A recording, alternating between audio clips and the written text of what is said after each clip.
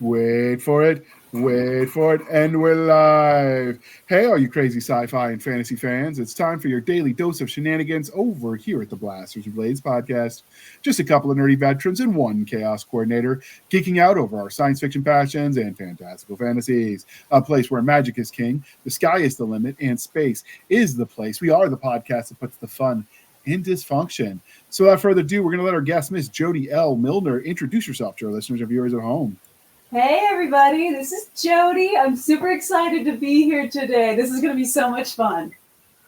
Yeah, we're thrilled to have you. I know Jana sent you our way, and she sent us a lot of interesting people when she went to that, was it World Star or World Con or something? It was World and a Con or something. World Con, yes. World Con, there we go. So we've got a lot of people I would have never heard of otherwise, and I'm kind of okay with it. I have to say, in prepping for the show, I was laughing hysterically at your blurb on Amazon, talking about feeding the laundry and folding the children. Yeah. Every parent can relate to that. Yeah. Still feels every day, yes. Was that an intentional typo that you just rolled with, or did you come up with that as an attempt at being humorous? Because I'm only funny on accident. I think it was an accident to begin with, and then it's just I've got to keep that forever because it's very relatable. Yeah, sometimes sometimes for me, my funny bits like that come when I'm using Dragon Dictation and it translates it weird. So man, yeah. I because already sci-fi nanites come in a lot, right? And where do you use nanites for? Medical. So medical nanites becomes milking Mennonites. And now we know where holy cow comes from because that was not what I expected. And then I'm starting to think is Mennonite punk fiction a new thing in sci-fi? I could maybe work with that. Just throw some straw hats on their spacesuit. We could work it. Absolutely.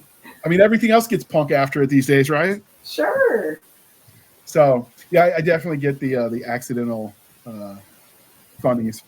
So, how did you get into writing? Because you mentioned that you're part of the Utah crew, and it seems like the world collected all writers and stuffed them into your state.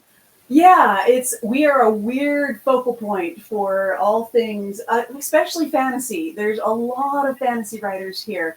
I grew up as a fantasy reader. Normal people were.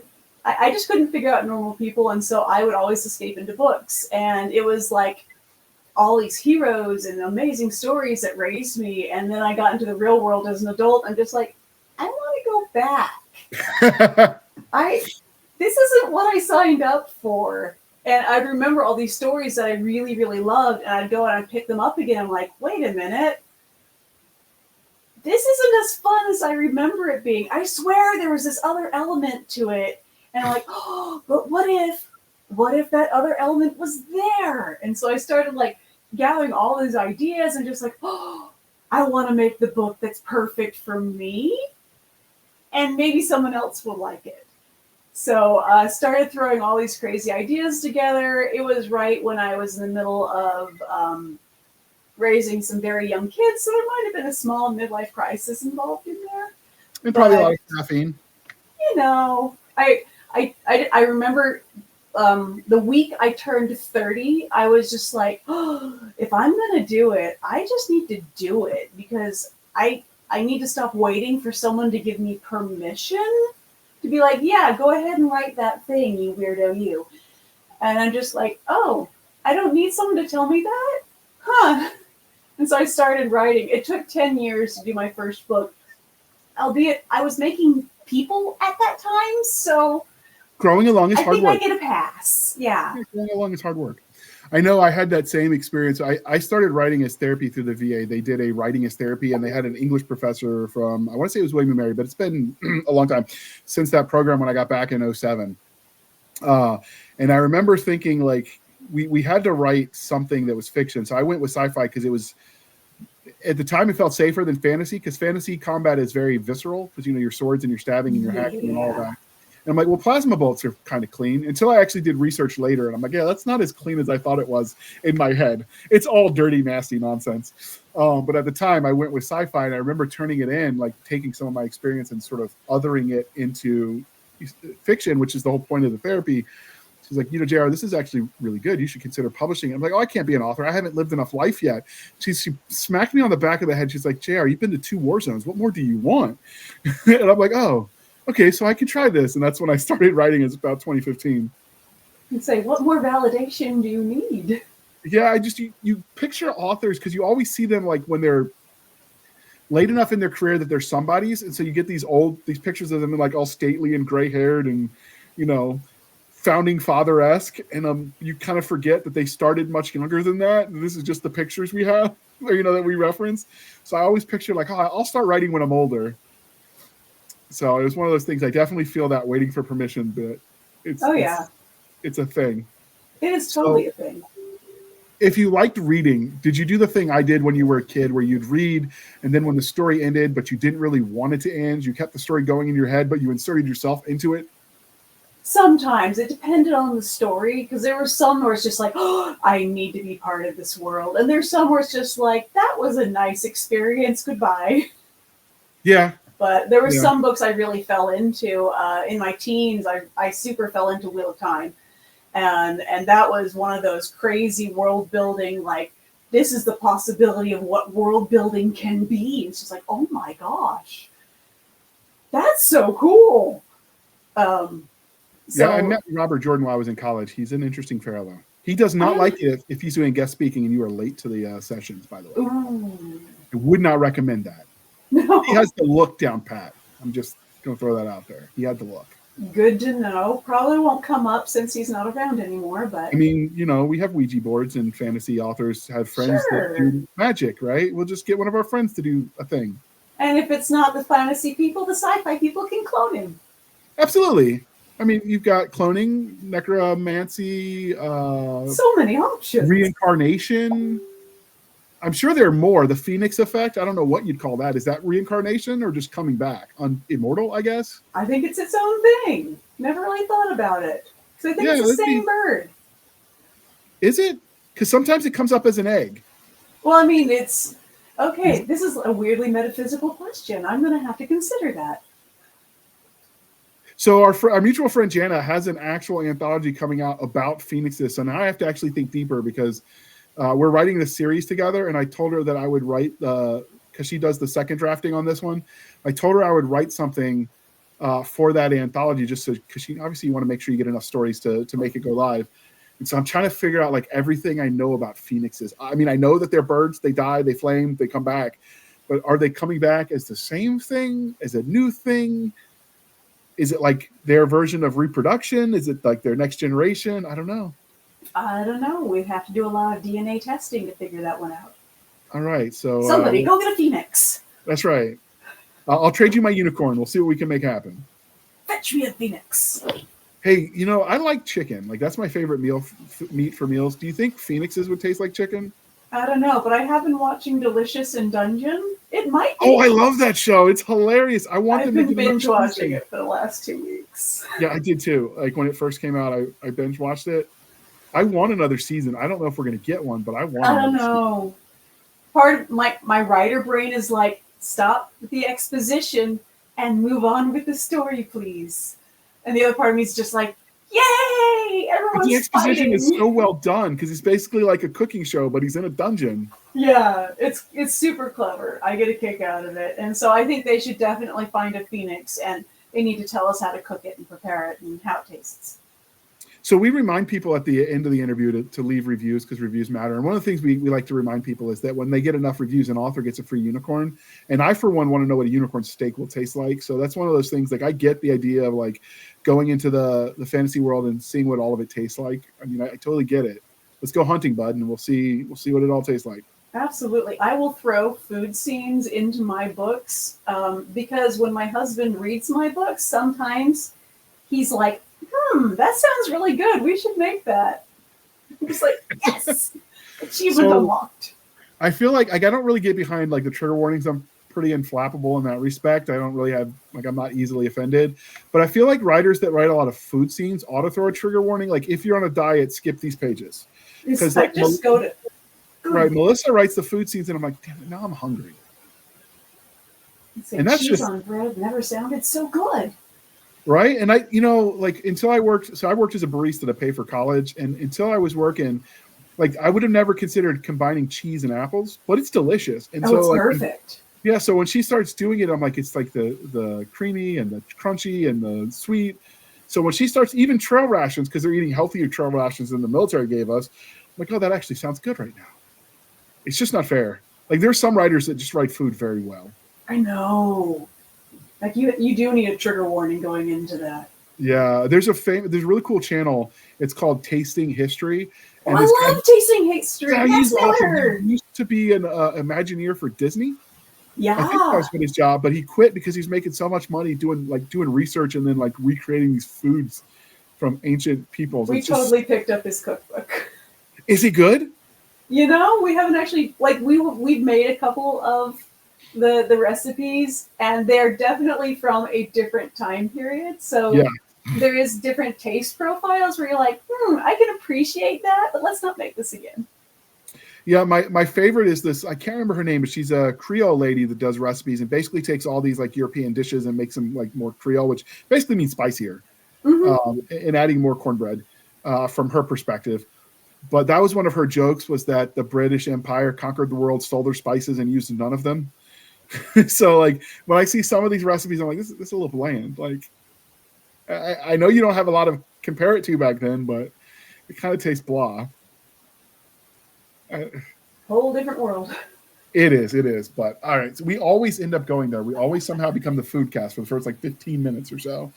So have you ever like written a food scene and be like, I really do got to try that without your husband having to get there first to kind of prep the well?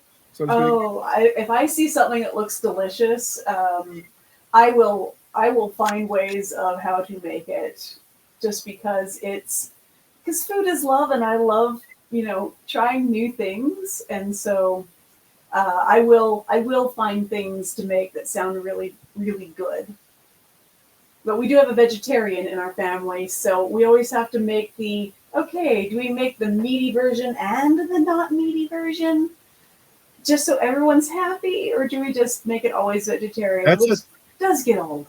That's a tough call. Like I have to determine how much I love the vegetarian in my life. I know, and sometimes you just really have to have a steak.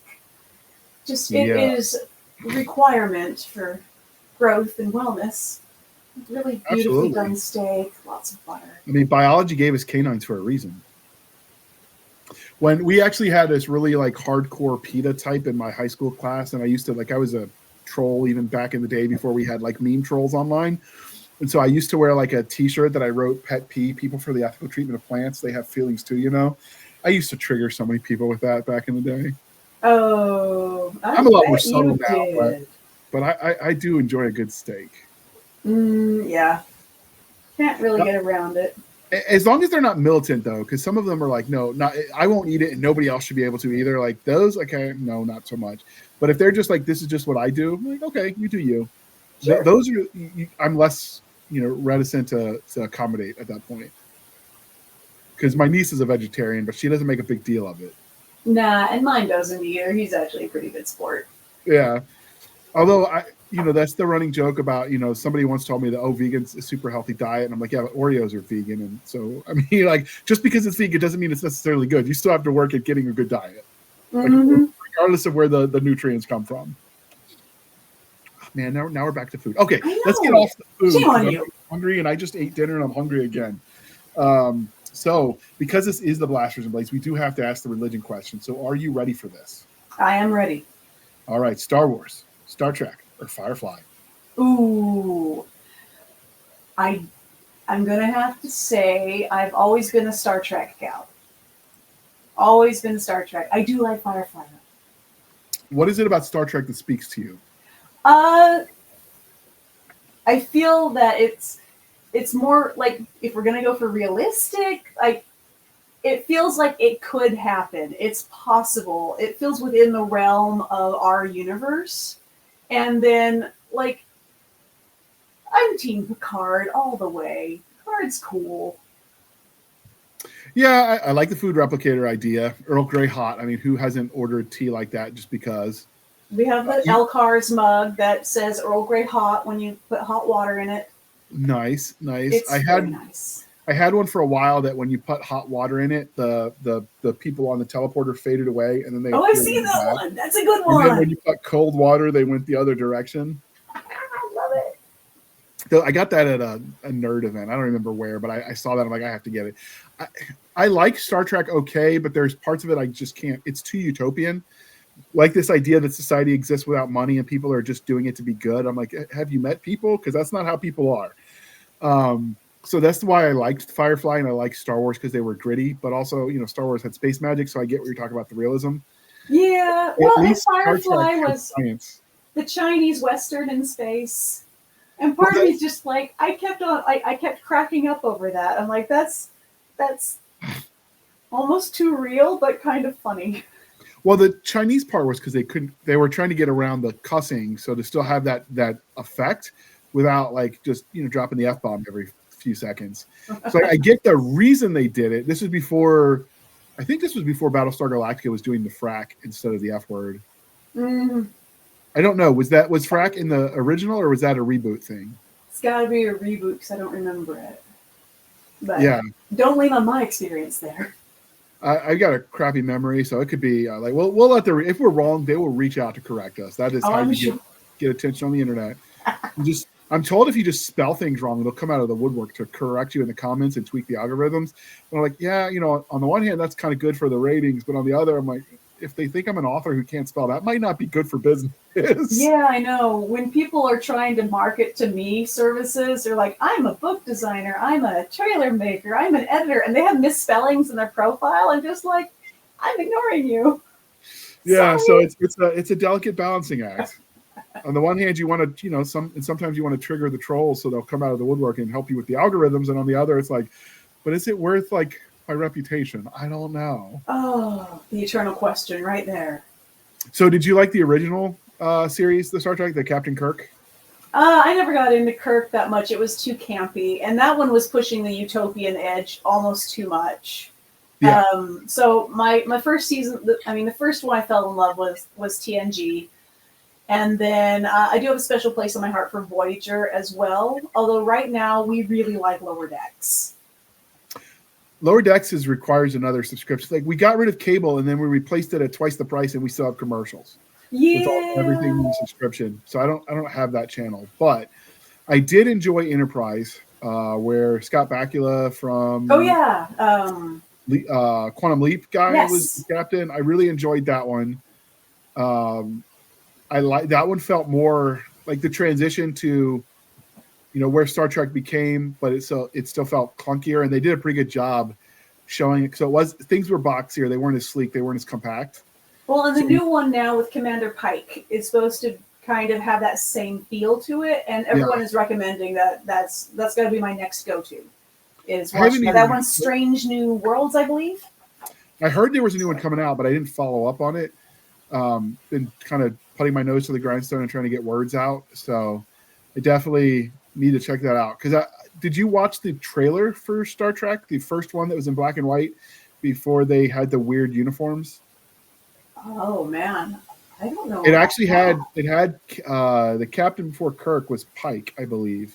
Yeah, because that's where, like in the history, that's where he falls. Yeah, and it had him landing on a few planets, and like he actually went down with the away team, which of course, like realistically, we all know that the captain and the important people aren't on the away team. Like you don't want them to get shot. They still make that mistake, and I still laugh at them for it. Well, I know why they're doing it. It's the same reason they don't wear helmets, because you want to see their faces. Absolutely. But like that was their uniforms looked more functional instead of just a spandex leotard that they call a uniform. They said it gave them back problems. Like when they were wearing the one piece, it was giving some of the actors back problems. How? Because it pulled on, like it was pulling on them weird.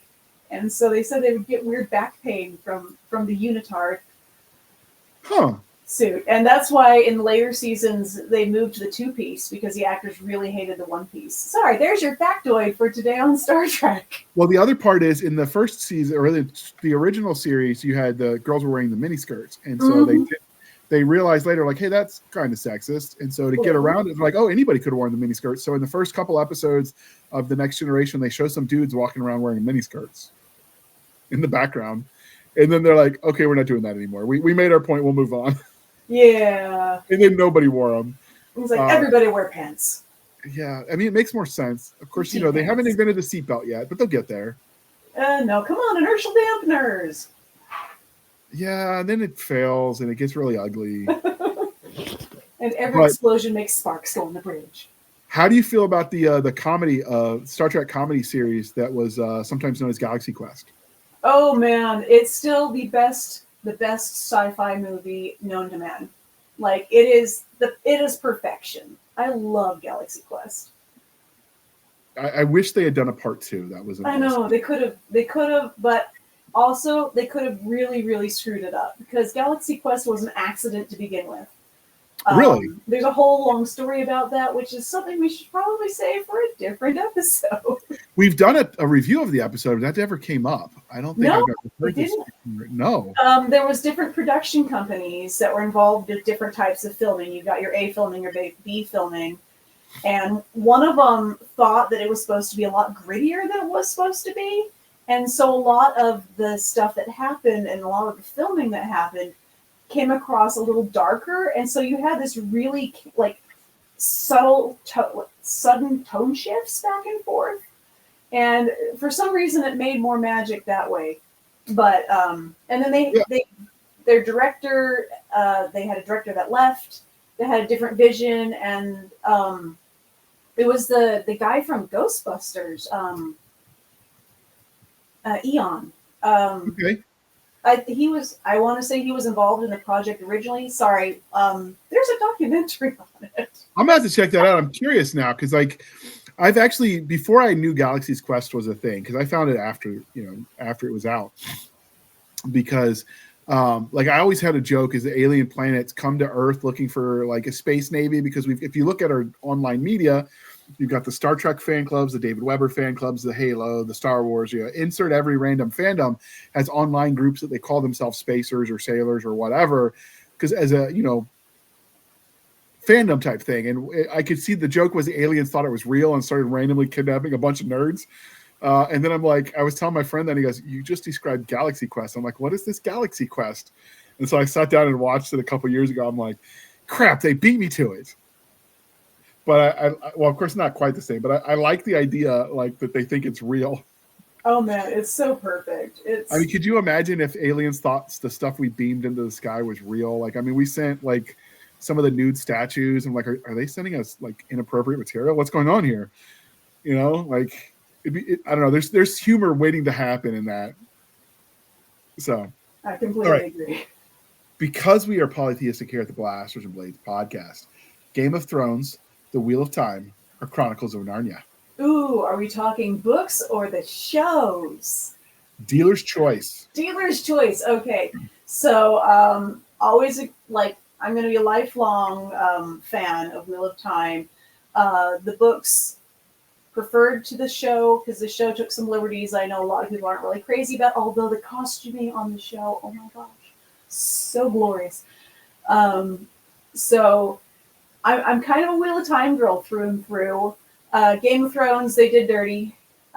Still mad about season 8, absolutely. And Narnia was my childhood, but I like it. I like Wheel of Time better.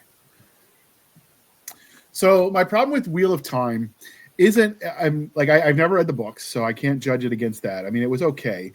But after Lord of the Rings, costuming was so amazing. Everything else, like it feels like high school production of something. So when I watched the Wheel of Time and I watched the Rings of Power and I see that costuming and then I'm comparing it to what we got with the Lord of the Rings series, I'm like, this feels like amateur hour. I mean, if I could distance it from that, like in their own right, they were good. But in my head, I keep comparing all the modern fantasy movies to those epics where like the costumes were just amazing. And once you see what's possible, your willingness to tolerate some of the camp gets diminished. Yeah, we're getting spoiled as an audience. I mean, there's so much, the endless possibilities between the digital manipulations and the practical effects. And 3D printing makes it even easier. So many fun things that they can do that it's like, oh, if I had a different life to live, I would be in the Weta workshop. I would be having a lot of fun. Yeah. when you hear some of the stories, like with Star Wars, how they came up with some of the ship designs, it's like, yeah, that was a pizza someone had taken a slice out of, and they threw an olive on top, and that's how they got that ship design. Like you hear all the the ways they came up with these. The Norelco Razor, I think, was one of them. Yeah, like, or one of the ones at the flat edge. It was a remote control. One was a remote control. Mm-hmm. And I'm just like, I mean, if it works, right? Like it definitely created its own thing. So I'm not knocking it, but yeah, I enjoyed all of that. It's ruined us. All right. So one of the crying shames, this is a horrible segue, but I don't know that there's an easier one. So one of the crying shames of growing up and becoming an adult is people stop asking you the important questions. So we are bringing that back to the Blasters and Blades podcast. So what's your favorite dinosaur? Gonna have to say a Stegosaurus because it has a Thagomizer. Have you heard about the Thagomizer? I have, but if they haven't, you want to tell our listeners at home. Okay. So I'm a child of the 80s and 90s. Far Side was big during those decades. And one of the Far Side comics has the caveman who has downed the Stegosaurus. And they're like, or no, shoot. One of his buddies has been offed by the Stegosaurus, by the tail, on the spiky thing on the tail. And they're like, well, what should we call that part? And they're like, well, it killed Thag, so let's call it the Thagomizer. And scientists thought that was so funny that it is still called the Thagomizer to this day. Scientists are awesome.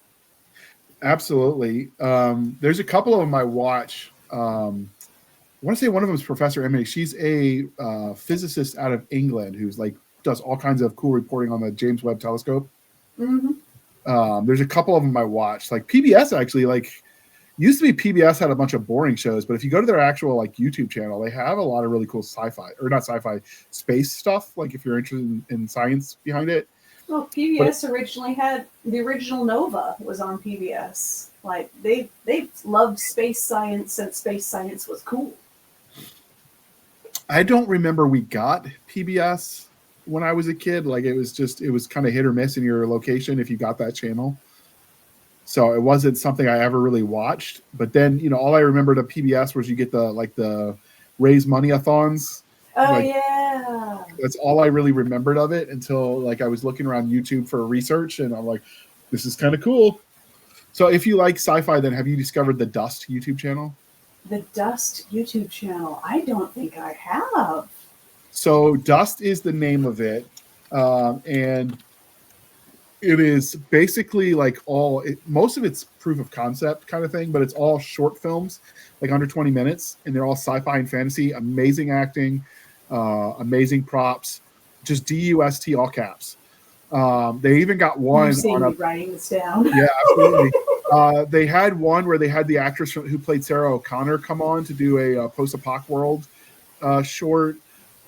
They had one that really freaked me out. It was like it's called Murder Bots, and it's about like this government created these AIs to target enemy combatants, and somehow the politicians started using it to off their enemies, and then they went rogue following the corrupted program, and they just started offing people who they thought were a threat to them. And it's kind of creepy because it's so plausible. It sounds like Black Mirror meets Love, Death, and Robots. Except this was before Black Mirror. Oh. That episode was like 3 or 4 years ago. But yeah, they had one where somebody said wrong think, and it's obviously a political concept, but they didn't go in left or right modern politics, but they spoke wrong think about the government, and because everything was digital, they couldn't open their fridge, they couldn't use their car, they couldn't use their money to pay because everything was digital, and basically they had to sit around and think about it while they were hungry, about why they were wrong. And I'm just like, this is why I don't want everything to be smart tech, because I could see this happening for real.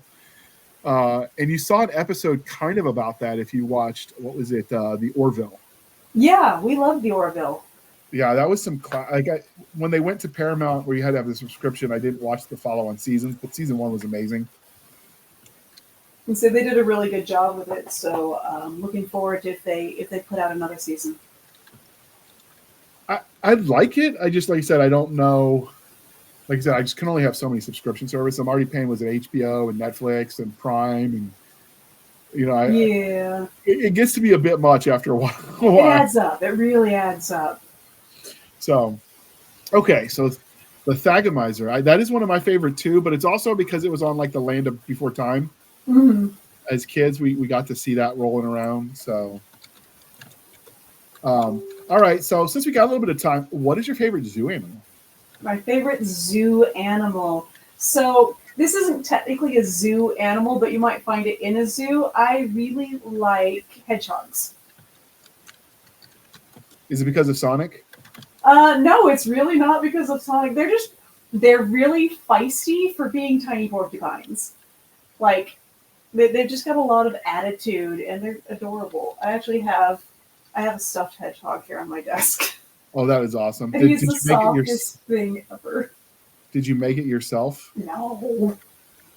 Come on, you Somebody should lie to us. gifted. Be like, absolutely, I'm totally proud. Absolutely. No, the ones that I made are hiding. I make amigurumi things, so I have some amigurumi animals hiding What- in the office. what But they're is that? crochet. They're little crochet animals. Where is my Totoro? I've got a big Totoro here somewhere. Anyway, I've got a Totoro and a Baymax and a dragon that are just hiding in here somewhere. Okay. I thought you were saying origami at first. I'm like, no, that's not what she said. I know. No, it's what she said. amigurumi. So Okay. All right. a And different world. still cool though. Like I am totally shocked and amazed by people that can make things with their hands. Like I'm limited to words because I'm not crafty at all. But when I see people that can like knit and crochet and build and like it amazes me. So, but I paid my way through college partly as a barista, but partly working as a apprentice carpenter. So I saw like I just did frame carpentry, which you don't really need a whole lot of skill. You just need a ruler and math. But when you see what some of those finished carpenters can do, that's like art. Like they are sculpting. It is. I'll watch that stuff on YouTube because it's really relaxing to watch someone who's really, really good at it. And then you're Absolutely. like, I'm going to make something like that. And you're like, this is harder than it looks. It's a lot better when you can watch it on fast, so it seems like it doesn't take as long. Because in real life, it takes a long time. Oh, yeah. But there's something about the smell of cedar, though, or just fresh wood in general, that I really dig. Like that's right up there with the smell of a campfire or fresh cut grass. It's right up there. Absolutely. I agree. So, I mean, except unless you're allergic to grass, and then I'm sorry for you. Because I know that's a thing. Okay. So lastly, before we dive into the book that brought us here, or the series actually, because we are civilized human beings here at the Blasters Blaze podcast, we are no longer knuckle dragging troglodytes. Coffee or tea, and how do you take it? This is a complicated question because I really like both, but I do happen to have a really, really high-end coffee maker at my disposal. It is one of the household Jura models. Don't ask me what the number is, but it makes a really good coffee latte. But it'll put the foam on the top, which is really nice. Is it automated, or are you doing it as a barista? You push a button on the touch screen and you get coffee. And it grinds the beans, and then it presses them, and then it has the hot water. That is amazing. It is really cool. So, all right. So this is going to air at the end of April. So if they sign your newsletter in April, in May, can you show pictures of your amazing coffee machine? I'm going to have to. Absolutely. Because now I'm going to sign up because I want to know. The coolest thing is, so my nephew graduated from boot camp in Fort Jackson back in 2021, I believe. I just remember the hotel we stayed at for the graduation ceremony, they actually had a robot that would make the eggs. Like you just hit buttons and it just did its thing. It was automated. Like they only had to have someone keep the supply dishes full, like with the chopped whatevers you added. But it would make you an omelet, like a robot would. Wow. It was That's so pretty cool. It reminds me of the on some of the cruise boats, they have the robot drinks bar. Like you can order things on the touch screen and the robot will make your drink. This was so much slower than if someone had just like made it human hands, but it was kind of cool to watch. So I just went with it because there was also someone making it by hand, but the gimmick was the robot, right? Oh yeah, it's a performance at that point. Right. I mean, at some point in time, it might become normal, but for us now, it's like, oh look, the freak show is on. Let's do it. But it was totally cool. I'm definitely going to sign up because I'm curious about this coffee machine. So it sounds fancy. It looks like a big black box. So. I mean, I'm just saying if the plane crashes, it's going to be okay, right? It should be fine. I still have vivid memories. I was camping with my stepdad when I was little, and we were going hunting with a friend of his. And he goes, JR, I just need you to know the important questions. Because I asked him what happens if a bear attacked our campsite. And he goes, if it comes down to a choice between your life and the coffee pot, save the coffee pot. I can have more sons. That is the family of coffee lovers I come from. I'm like, oh, now I know where I stand in the pecking order. Love it. Luckily, the bear stayed away, so I was safe. But before we dive in, we're going to pause for a moment while we shamelessly shill for the woman today, and then we're going to dive into talking about our books. Are you searching for an epic new fantasy book to read? Well, look no further. Try out Spring for Spears, where the fate of the wolf riders falls on an outcast. Astrid would give anything to be one of the Ulfsark, the fearless warriors who ride giant Amarak wolves. Like her ancestors, she yearns for the soul-deep bond with the wolf, the connection, the union, a chance to prove her worth and honor her mother's legacy. Yet, she's never heard the wolf song, and with each passing year, it's likely she never will. Except, Astrid refuses to accept her fate. Then, an encounter with a nature spirit and a foreign princess dashes her last hope and changes everything. Will Astrid save a fragile peace and embrace her destiny? Or will her dreams of the wolf song fade to distant lands? Join Astrid and friends on a thrilling new fantasy adventure in A Spring for Spears, the first novel in the Wolf Song saga, a series by best-selling, award-winning authors Katie Cross and Derek Allen Sidaway. That is an amazing series, people. The third and final book in that trilogy just dropped in March. I am getting it at the beginning of next month. It is amazing. It is everything that's cool about the Dragon Riders of Pern, but with wolves. So it wins. That sells it right there. Yeah, I love wolves. I don't know, I read the Belgariad and I saw the grandpa turn into a wolf so he could move more quickly. It wasn't really like werewolf, but he could shapeshift. Yeah. And ever since then, like, I have had a thing for wolves and werewolves in general. So like it's just my thing. I dig it. You throw a werewolf in front of me, I don't care how campy or cheesy. I'm watching it, I'm reading it, I'm buying it. Well, we all have our weaknesses. We found one of yours. Absolutely, but I'm not even ashamed of it. Like, I'm trying to think, like, could I write a werewolf story? Like, do those still sell? I'm just, let me grab my magic writers resources that let you track the markets, because they're just awesome. So there's always room for paranormal, and I think werewolves still fit. Yeah, I just tend to write more, like, my main characters tend to be more of the everyman, and I like more realism, more gritty. But like for werewolves, I might make exceptions.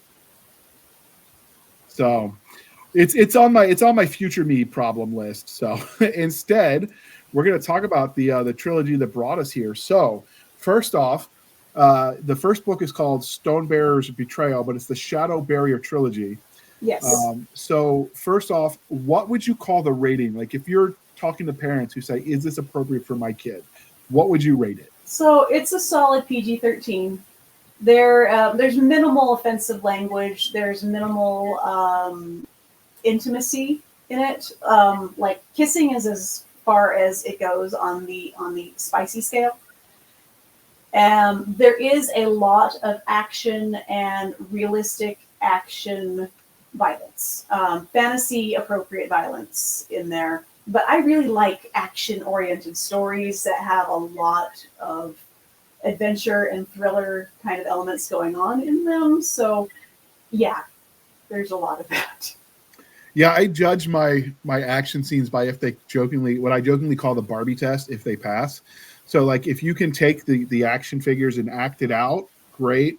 But when you get to a scene where, in order for it to work, the person has to, like, take their leg off and then wrap it around and then reconnect it to get the motion to work, then it fails. Because it's like sometimes they just get so lost in the moment, they don't realize that, like, they've just gone into the biological impossibility.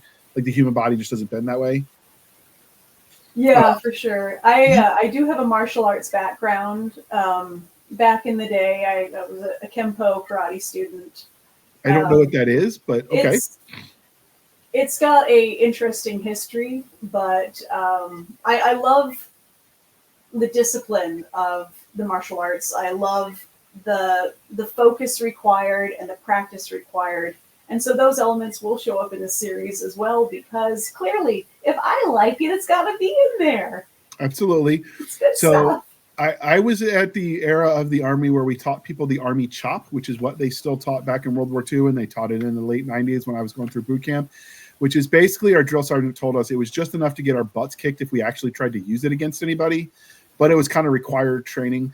And so we didn't really do like the martial arts, but I did take 3 sessions of Chuck Norris karate as a kid in the 80s because I won 3 free sessions. So, I mean, I'm basically like Superman at that point. There you go. You're just enough to be dangerous. Yeah. So I get like the martial arts thing. I did judo and I played combative sports. So I get like, it's a different mindset when you're actually getting physical. I think Mike Tyson kind of summarized it. It's like, it's all fun and games till someone punches you in the face. Mm-hmm. And nose hits really hurt. It does, but you can definitely tell when you're reading a story, someone who's never like been an outdoor type rough and tumble, because like they just get it wrong on those details, or like they've never been in nature because they're talking about how quiet the woods are. And I'm like, generally if it's quiet, that's a bad thing. It means, there's a predator around. Yeah. It's scaring everything. So it's one of those things that I look for like in the action scene. Like 1, is it physically possible? And 2, do they seem to know what they're doing? You throw in power armor and magic and I can forgive a lot. But oh yeah. And of course I'm going to throw that in. This is a fantasy book. Part of the fun is having fantasy magic to do battle. And so there's an old expression that came out in the 1800s that's like God made man and woman, Sam Colt made them equal, because the pistol being the great equalizer. Oh yeah. I kind of take that approach and apply it to like magic and or powered armor, because it'll get around. There's nothing that's going to stop a female and a male from being exactly as strong regardless of body size, because if at that point machines are compensating. And so it allows for a lot of interesting character development that is not hindered by biology. For sure. And that's why I like speculative fiction. Well, we get to play with the margins of what's possible and what people are willing to believe, and then stretching it just a little bit more. When we were still the Sci-Fi Shenanigans before we rebranded, and then in the first season of the Blasters and Blades, one of the things we did in the interviews is go over some of the reviews and kind of analyze them. And 2 things struck me. Is 1, inevitably something that one person 1-star, someone else will 5-star the exact same thing. Oh, sure. Like, too much cussing from a 1-star and a 5-star. And the other thing I realized is people's lines about what they'll believe are so weird. Like, okay, so you're with me for Space Dragons, but you didn't think the Marines cussed as much as they should have. Okay, that's a funny line, but we'll go with it. It's crazy. It's weird where people's lines are, and there's no rhyme or reason to it, and that's okay. It's fascinating. Yeah, I have a friend who's like, yeah, I can't get into that. The trees talk. I'm like, only in like 1 book. There's not that many talking trees in fantasy. But yeah, they're like, I can't get into fantasy. The trees talk. I'm like, oh, you're missing out. I don't know. I'm so sorry. I imagine a tree might have more interesting conversations than some modern people I know. Agreed. I mean, they definitely see more. Yeah, they absolutely would. And so, okay, so PG-13, minimal violence, minimal cussing, appropriate to the fantasy genre. So 14 and up, depending on your own sensibilities, of course. If you're pretty conservative, this might be a little bit more violent than most prefer, but I find 14 and up has been generally appropriate for it, yeah. Okay. So what was the origin story for this series? Like, where did the idea that became the Shadow Barrier trilogy come from? Okay, promise not to laugh. Absolutely. Okay, good, because I was a child of Highlander and Wheel of Time and Chuck Norris, The Legend Continues. And then there was Kung Fu. No, Kung Fu The Legend Continues. That was with David Carradine. That was what I was consuming in my formative years, as it were. I loved the idea of a secret. There we go. Ha ha. You know exactly what I'm talking about. There can be only one. I just loved this idea of immortals hiding amongst the normal people. And for me, I'm like, if we're going to do it, we might as well make them magic. So I love the idea of these immortal magic users that were fitting in amongst the normal people, but trying their best to keep the normal people safe from the big bad without anyone knowing about it. So that was kind of the roots. I wanted those elements in my story, but I needed to have someone driving the story that wasn't just, I'm a big, immortal, strong guy, hi, because no one can relate to that. So, of course, it's going to be the big, strong guy's daughter, who's very vulnerable. And she gets plunged into this world of uncertainty and danger and magic that she's never heard of until it pretty much kidnaps her from her town. And so the whole first book is a survival story from this point of view of this girl who gets kidnapped, but also the point of view of her father trying to rescue her. Because her father is this really big warrior guy who's been in hiding for reasons of the plot. But so someone had said, oh, it's like Taken with Liam Neeson, right? You know, because the guy's like, he'll do anything to get his daughter back. Now, my main character is not taken by a sex trafficking ring. She's taken by a mortal villain baddie. So it's a different flavor of kidnapping there. But yeah, if you like the Taken vibe where the father will do anything in his power to get his daughter back, and the daughter is going through this process of figuring out how her world works while trying to survive, then that's what this book's all about. Okay, so with this series, is she also immortal? So that would be a spoiler if I was going to tell the truth. But this is a series that goes from her learning about the magic to a big dramatic finale that she is very much involved in. So at the telling of this story, she doesn't know. She knows the possibility, she knows the legends, and that's when she starts the story, that's all she thinks they are legends. And then when it starts happening to her, it's kind of a huge reality check. Now, this is obviously a trilogy, so is there more in this universe, or do you wrap it up in the 3 books and call it a day? So the 3 books do give a completed story. And it does finish the story, and I'm not going to be doing any other full-length books with this storyline. So it is finished. So those of you who will wait for something to be finished, you can go ahead and grab it and feel okay about it. There is a bonus novelette that explains her father's origins, and there's also a bonus epilogue story that talks about 100 years after the really big thing happens, what some of the falling out was. And those are all available. There's a special edition omnibus that has all of those in there.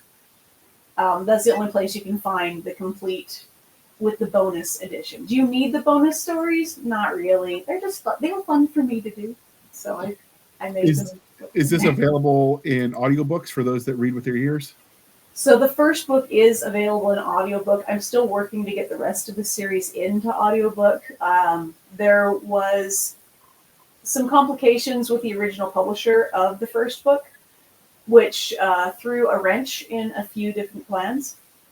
But now I'm trying to make amends. And so in the next few years, I would like to get them all into audio because I love audiobooks.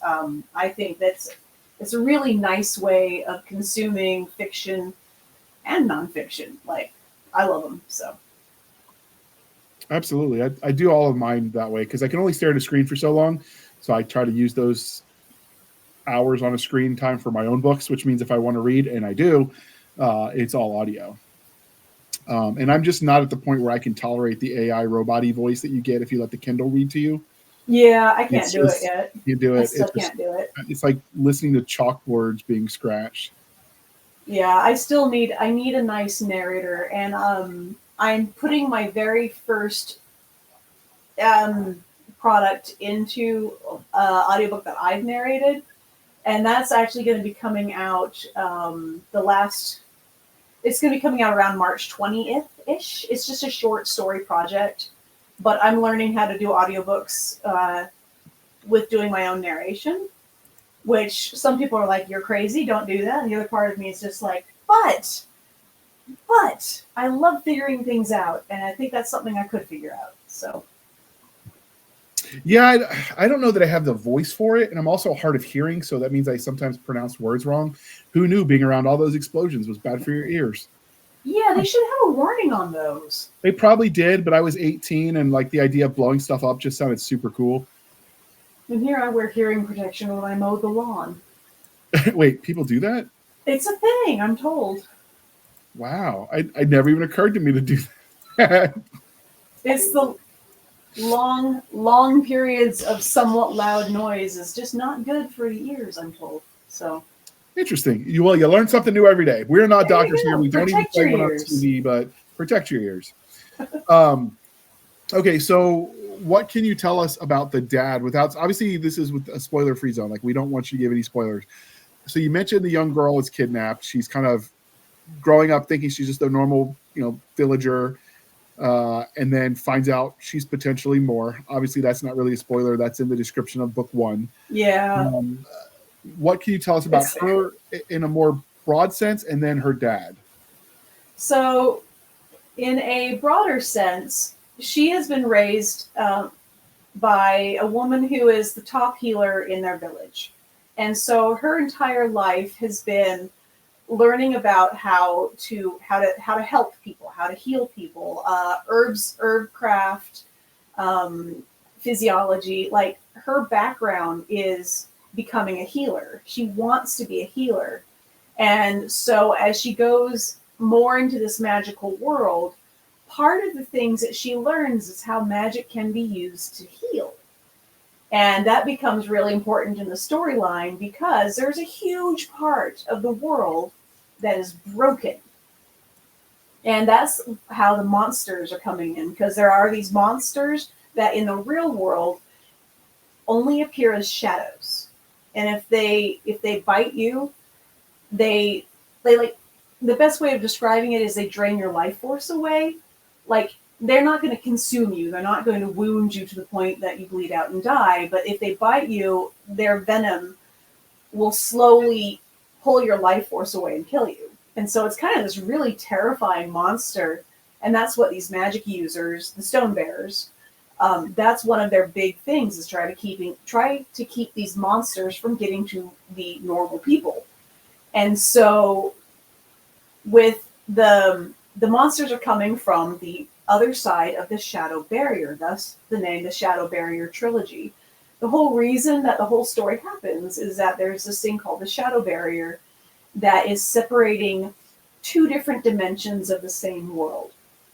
And so this comes into play at the end of the trilogy in a very, very real way, because the third book ends up being a portal fantasy where they're working on both sides of the dimension. So one's a pocket dimension and one's the real world. And that was so much fun to write.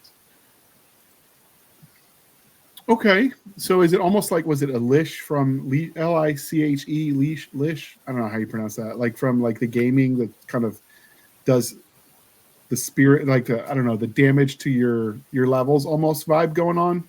A little bit, yeah. Same family of kind of existential terror dread monster. But you asked also about the father. So the father has been an immortal stone bearer. Before our main character comes along, he's been alive for several hundred years. And he's been through a lot.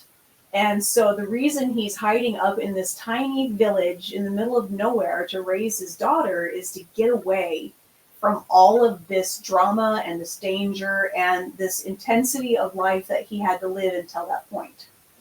And so when that life comes and hunts him down, first, he's really annoyed about it because he finally felt like he had found his peace. He finally felt like he was in a place where he could just be the person he wanted to be. And so he settles in and he's the village blacksmith. I know that's so tropey, but he's the village blacksmith, but he's secretly this really important warrior. And so when this real world comes and drags him out of the village and back into all of this drama again, first he's ready to do anything to save his daughter, but he's also struggling a lot because he's being thrown into something he's been trying to avoid for a while. And so he has to face that in a very real way. He's not fond about it. He's not happy. So first off, blacksmith in a fantasy, like I get that people call it a trope, but if you're thinking about it, like it's one of the most important jobs in a fantasy medieval-esque world. And it's also, relatively speaking, one of the safest, because if someone's going to invade your land, they might kill all the fighting age men, but they still need swords and repair. So the blacksmith is going to be, you get a new master, work for the new people, but you ain't getting your head cut off just because you're useful. Whereas if you're just the pikeman, like, yeah, okay, you're expendable. So as far as it goes, if you're looking for jobs to blend in and kind of be safe, but also be useful, it makes sense. Now, obviously there's inherent danger in blacksmithing, but as it goes, like, you're just thinking of all the times the Vikings raided, the blacksmith would have been kind of taken prisoner, not killed. Yeah, and between him and his companion, because, I mean, in this world, when you have two immortals that match, they form a companionship, and then their power can be stronger together. And so he's got an immortal companion, and they've been together for also several hundreds of years. She's the village healer. And so those are the two people you want to protect, but they're also people who are looked up to within the village because they're knowledgeable. And he's got these hundreds of years of experience behind him. So the village council always goes to him for advice because he's got really good advice. He's like, oh, yeah, you should probably not do that. All right, is one married person to another? Okay, I've got to ask this important question. If they've been together for hundreds of years, does she still laugh at his jokes? I think she stopped laughing at him a long time ago. But that's really funny. I think they always can find a way to make each other smile because they know exactly what the other person thinks is funny. And then they've also kind of, since they've been together so long, there's that unwritten language, the unspoken language where you can just look at each other and be like, oh yeah, I know exactly what you're telling me to do right now. Or I know exactly what you're thinking right now. So they do have this very strong relationship throughout. And so that's one of the things I really like to play with is because we've got their relationship, which has been going on for hundreds of years, is very, very stable. They're very committed to each other. But then the daughter is just finding love for the first time. And she thinks this village boy is amazing. And then she gets ripped away from him. And she's like, oh my gosh, my world is over. My dear, sweet puppy dog, sweetheart, they've done horrible things to him and they're taking me away, but then she meets someone new who's better.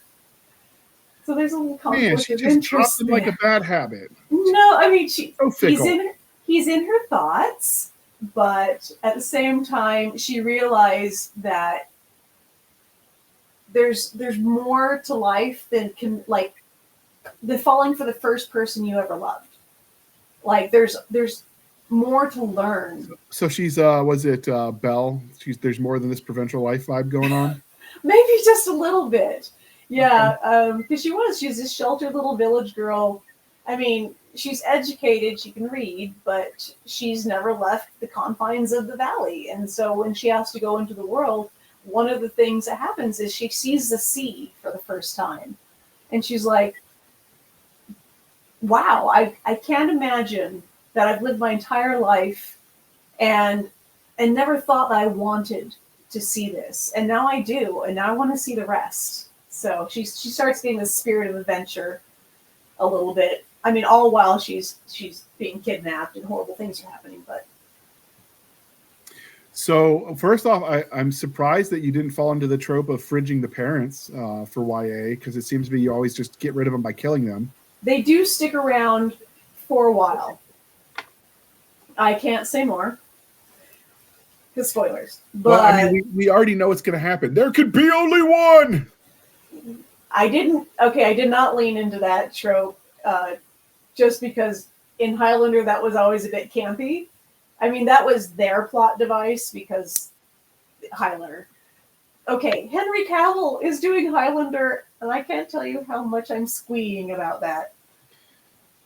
It's going to be a thing. I'm hoping it's going to be a good thing, but he did okay things with Witcher, so my concern is like what part of the lore are they going to keep and not like where are they going with that? Because like I know the movie, the first one, good. The second one, they started like in the first one you could breathe underwater, and the second one, you know, they had the quickening, but then wait, there's a guy that we didn't know about because he was buried in the water with chains on his feet, and he'd be born or he'd breathe and die and breathe and die. But wait a minute, he can breathe underwater according to the first. Like it's they couldn't decide. They do need to get the lore figured out.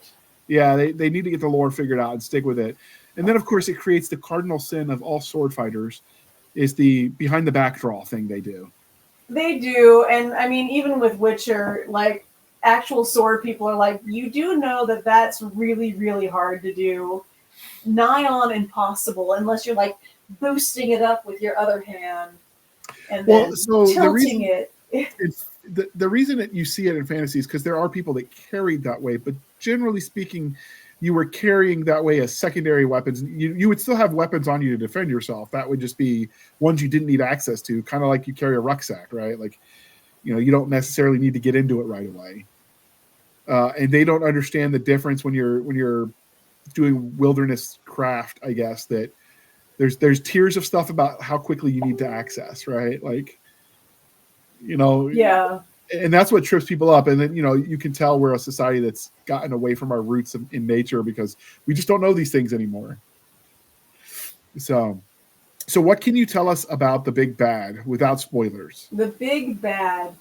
All right. So, I mean, the first book's called Stone Bearers Betrayal. So deep in the history of the Stone Bearers, there is this, how do I say this without making it spoilery? Hang on. So there is a woman who has been captured inside a disc. It makes it sound like a frisbee when I say it like that, but there's a stone disc that she has been imprisoned inside. And again, magic. So there's a lot of space in it's the TARDIS. No. So she's been imprisoned inside this disc because she was causing a lot of problems and they didn't know what else to do with her and they didn't think murder was right. And she's naturally angry about this. And so when she escapes from, I am doing a terrible job at this. Hang on. You'd think I'd do better at my own book. Hang on. Anyway, the whole thing that kicks the story off is her attempts to escape, and she does that by dragging in this poor historian. She gets hold of the mind of this poor historian, and she possesses his friend. She makes it so the friend has to come, and she can't leave in her body. It's just her spirit, as it were. It escapes and possesses his friend, and because she's so angry about this imprisonment, she wants to bring down the entire society. She wants to bring down all the immortals. She wants to create alliances with those who are strong and create her own society that lives up to her ideals and her ideas of what is right. And so she's the big bad. Is there more to her than that? Absolutely. But in the first book, that's kind of where she's at. And then as we go forward, we learn more about her history and why she was imprisoned in the first place and what were the events that led up to her being considered such a danger to society that they needed to lock her into this crystalline prison for a while. There's kind of some Doctor Who vibes going on in there. But she is the big bad, and there is a much more complicated backstory to her that slowly gets revealed, and she was just a delight to create because she's a little insane because first of being captured for so long because she's in this disc for hundreds of years all by herself, but also because there was a magical accident in her past that also shattered her mind in a way that made her just a little insane. I mean, there's insane and then there's insane, okay? Like, we're talking the Penguin or the Riddler, kind of what level of insane? So, not as far as Riddler, but maybe a little Poison Ivy, if we're going to stick with Batman references. Like, I'm just glad that we can talk in Batman references. We can talk in Batman. Poison Ivy, Catwoman.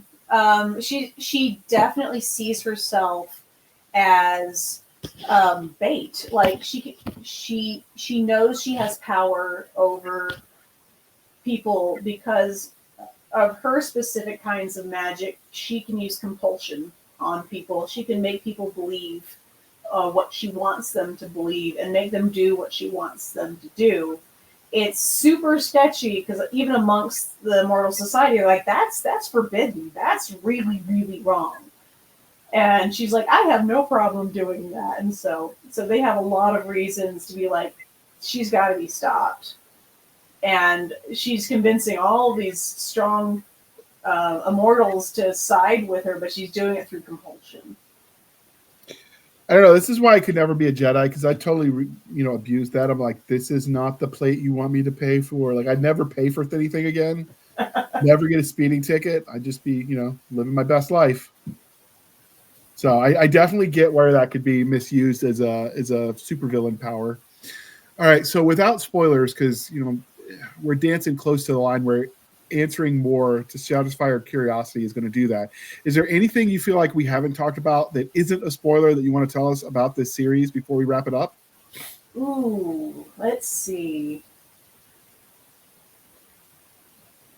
I'm sure there's a half dozen things I'd be like, ooh, yes, absolutely. No, can't talk about that. Oh no, how about this? No, we probably shouldn't talk about that either. So if the first one is a kidnapping survival story, then the second one, which is Stonebearer's Apprentice, it's her. Whoever, those of you who like magical training sequences, this one is chock full of magical training sequences and how many ways it goes wrong. And so we have a lot of that in this. And while the magical training is happening, there's a lot of defend the castle because they are still under threat from, again, our big nasty. She's throwing her horrible venom shadowhounds at them, and they can't figure out how they're getting in. And it's supposed to be this place of safety, and she's cracked through that, and they're really scrambling. So the whole second book is this learning how to use the magic and also defending this castle. And then so the third one is going into we figured out what's going on. We figured out how to take her down. But it's in this pocket dimension. We have to do a portal fantasy and go into the pocket dimension to figure it out. So there's a lot of different flavors of fantasy that are happening in here, but they were all a lot of fun to work with because I didn't want to tell the same story again and again, because the first one, you've got a quest and a voyage and a rescue. And then the second one, you stay in the same place pretty much the entire story. And then the third one, you're like, look, portal fantasy. So did I have a lot of fun? Absolutely. Would I have done it this way again? Probably not, but I think it works. Okay. Now, last question as we wrap this up, because we do want to, not go into the 3-hour mark because I can talk forever. Would you live in this world if you could? There's a lot of fantasy worlds I'd consider living in. I would live in this world, but I would do it after the end of the third book. Okay. After they fix the you problem. Want the Pax Romana. I want the nice version of this world. I would love to live in the tower. I would love to live amongst the mortals and the world they've created and the different classes of magic that they use and the different ways they can manipulate the world with those magics, because it's very physical. There's very distinct things and talents that each magic user has depending on what their strengths are, which is a different really cool thing. So I do love really good developed magic system. So I do love a good technical magic. So this one's very technical. Thus the whole learning sequence thing. But yeah, I think I would definitely want to live amongst this immortal magical society and the world that they get to inhabit. So would you want the magic? Would I want the magic? Absolutely. I think I'd do a lot of interesting things with just having an extra magic, like having powers beyond the normal. Would I abuse them? Possibly, although there is a cost. There's always a magical cost with them. It's painful. It is painful to use the magic, and so there is this cost. You have to think really carefully if you're going to be using the magic or not. Anybody who's done combatives, you can get used to pain. You can, and they do show the more you do it, the more you start embracing it as this will be helpful. But when you're first learning, it keeps the youngins alive because they have to think twice. That's fair. Defense mechanisms from nature or magic. I really like the new covers with the arcane symbols floating around her and the color schemes. I really dig it. You get the pass of approval of colorblind friendly because I can see the images. So that's So as we wrap this up, this is the part, dear listener, where I remind you to please be kind and speak your mind on the reviewing platforms. They help the right readers find the right book. So do your part, people. It really does matter. And with that, Jodi, where can listeners and viewers at home find you? So I do post regularly on TikTok. So that is Jodi L Milner at Jodi L Milner. And I have a Facebook group, which is also Jodi L Milner, although that one's Jodi L Milner author, just clear. I do have a website, which is Jodi L Milner. You notice there's a trend here. So you can find me on those places. I have a lot of fun on TikTok, so I do recommend that one first. And to find my books, they're all on, the ebooks are all on Amazon, and then the print books are on most digital retailers. But physical stores, the only physical store currently holding them is here in Utah. And so if you're in the Valley and you like a print book, hit up Printed Garden. My buddy Aaron will take care of you.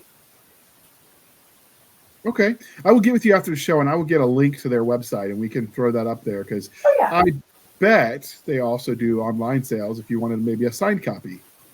I do have signed copies available through my website if you want to go directly to me. Cool. But Aaron can hook you up too, just depending on what you're doing. Well, I mean, I try to send people direct to the author where possible, so there you go. All right, and dear listener, you can find us on our link tree at linktr.ee, linktree/Blasters and Blades Podcast. Again, linktree/Blasters and Blades Podcast, where we link to all the things, the BitChute, the Rumbles, the YouTube, the TikToks, the Twitters, our Spotify, Discord. We've got a Blasters and Blades Facebook group and Facebook page. We have our email, blastersandbladespodcast@gmail.com. Again, blastersandbladespodcast@gmail.com for professional purposes only, people. Save the shenanigans from Adam Stabby Stab over there on the Instagram, the Twitter, and the email. You can support the show over there at buymeacoffee.com/author J.R. Handley. Again, buymeacoffee.com/author J.R. Handley. Be sure to put in the comment section that is for the podcast, and I promise I will keep my co-hosts duly caffeinated. They will drink that coffee brand coffee until they float away on a river of Java. And if you use the link in the show notes, code podcastgrunts, you get 10% off. We get a little bit of a kickback. It's a win-win, people. It is an American-made company. They do roast the beans themselves. This is not a drop shipping operation, so you get only the finest gourmet coffee, hot chocolate, or tea. And they sell sweets too. I try not to look at that section because I think it's bad for my diet even to look at the menu at this point in my life. Hashtag being over 40. But with that, I would like to thank you for spending some of your precious time with us. For my absentee and crazy co-host, I am J.R. Handley, and this was the Blasters and Blades Podcast. We'll be back next week at the same time. We'll indulge our love of nerd culture, cheesy jokes, and all things that go boom. All right, Jodi, thank you for coming on. We'll have to have you back again sometime. This was a lot of fun. Let's do it. Sounds great. All right, wait for it. We're going to